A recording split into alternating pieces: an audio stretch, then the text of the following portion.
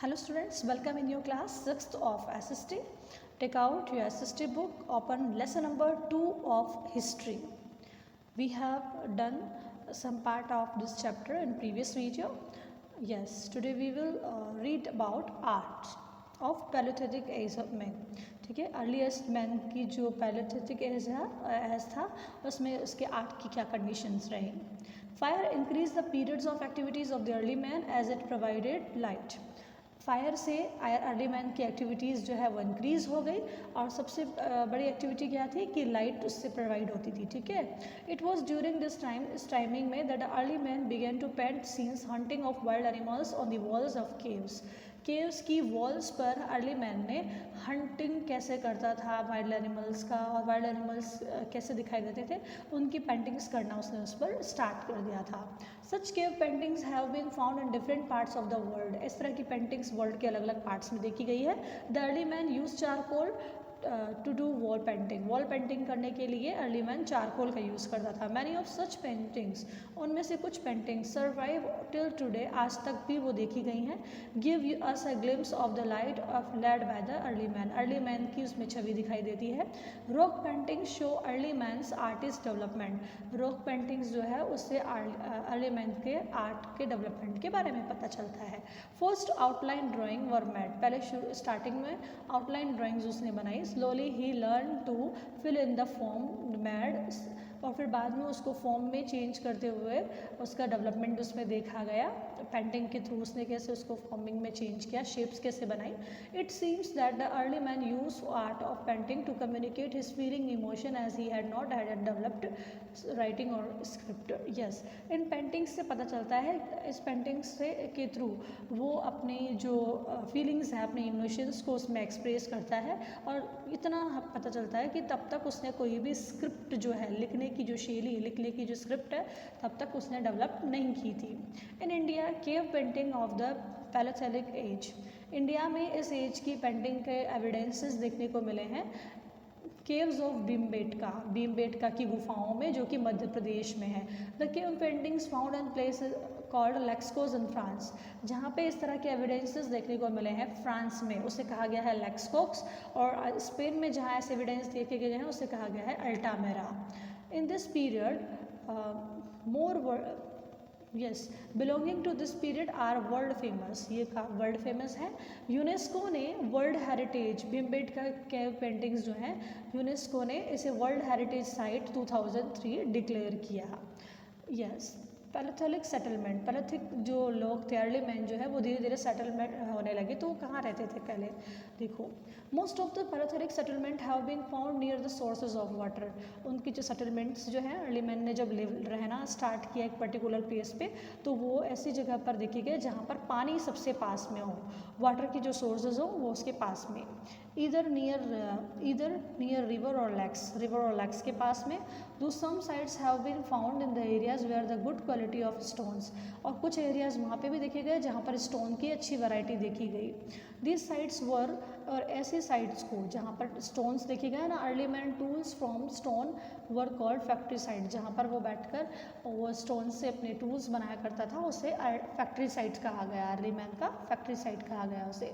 Early man lived in groups as it gave him security and protection. Early man group में रहता था तो उसकी वजह से उसको सिक्योरिटी और प्रोटेक्शन मिलती थी. He could also Hunt better and gather more food in group. जब वो ग्रुप में रहता था तो वो ज़्यादा से ज़्यादा अच्छा और ज़्यादा से ज़्यादा फूड कलेक्ट कर पाता था. There must have been a sense of equality within the group since there was no property. तो उनके ग्रुप में इक्वलिटी देखने को मिलती थी. क्यों मिलती थी? क्योंकि उनको प्राइवेट प्रॉपर्टी का कोई सेंस ही नहीं था. And the entire group was involve in hunting. वो सारा ग्रुप मिलकर एक साथ हंटिंग किया करता था और फूड गैदर करता था. Inside large quantities of ostrich egg shell. Ostrich egg की शेल्स के बहुत सारी क्वांटिटी महाराष्ट्र के पटने में देखी गई है. इससे पता लगता है कि ऑस्ट्रिचेस इंडिया में भी थे पैलियोलिथिक पीरियड के through. Yes, the Mesolithic as modern stone age भी इसको कहा जाता है और ये 12,000 से 10,000 ईयर पहले इसका टाइमिंग रहा।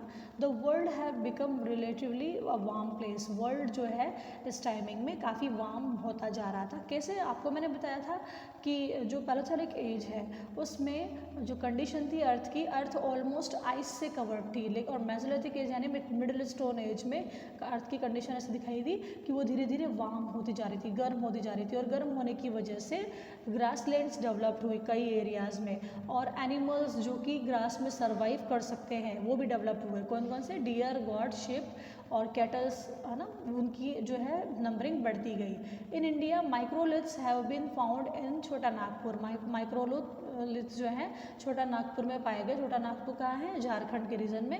And the banks of river Ganga in Uttar Pradesh में जो गंगा रिवर का जहाँ फ्लो है उसके किनारों पर भी इसे देखने को मिला। Tools in the middle stone age or mesolithic age men learned to make smaller, sharper and more efficient tools called microlith। Middle stone age में जो मैन है उसने छोटे, शार्प और बहुत अच्छे इफ़ेक्टिव टूल्स बनाना सीख गया था वो, तो उसे कहा गया microliths. These small tools were about 3 mm to 5 mm size, इनकी साइज 3 mm to 5 mm थी और प्रॉबेबली स्टक किया हुआ था, मतलब इसमें फंसाए गए थे। कैसे? इसमें हैंडल्स थे हड्डियों के या लकड़ियों के, ठीक है, जैसे सो होता है या सिकल होती है जिसमें लकड़ियों का हैंडल होता है, वैसे इस तरह के टूल्स बनाए गए थे अर्ली मैन के थ्रू। Early man can creative enough to devise different techniques of making stone tools. Early man जो है उसने अलग अलग तरह के टूल्स बनाए इस तरह से। Yes, early man was creative enough to devise different techniques, अलग अलग टेक्निक्स उसमें डेवलप की थी स्टोन टूल्स को बनाने में। One case stone was use another to making tools, एक टूल से दूसरे, एक स्टोन से स्ट्राइक करके दूसरे स्टोन को स्टोन पर उससे अलग अलग तरह के टूल्स बनाए। One stone was use as a hammer on the second stone to make tools, एक से एक स्टोन को उसने हैमर बनाया और दूसरे को टूल बनाया, मतलब कि एक पत्थर से दूसरे पत्थर पर मारकर उसे एक नया टूल तैयार किया। Another technique was when the stone used to another stone on bone to remove flakes that the shaped into tools. और दूसरी चीज़ ये है कि बॉन से उस पर मार कर या तो उसके जो फ्लैक्स थे उसको हटा दिया जाता था और उसकी अलग से शेप दे दी जाती थी, तो स्टोन टूल्स वहाँ यूज़ हुए। Life of the people in this period early man learn to lead a settled life in the beginning of agriculture and rearing of animals. इस पीरियड में अर्ली मैन ने एक settle life में जीना start किया और इसकी starting हुई agriculture से इसकी शुरुआत हुई और पशुओं को पशुपालन से हुई। Man also learn to produce some of his home food, man जो है उसने अपने खुद का फूड प्रोड्यूस करना भी सीख लिया था। How seed grew in plants and produce food, कि कैसे सीड के थ्रू प्लांट को उगाया जाए और फिर उसमें से फूड प्रोवाइड होता है। This means that man didn't have constantly move in search of food as now he was learning to grow in on and so on। और इसका मतलब ये है कि अब मैन को फूड की सर्च में इधर उधर घूमना नहीं पड़ता था और अब वो जान गया था कि फूड को कैसे ग्रो करना है। ओके।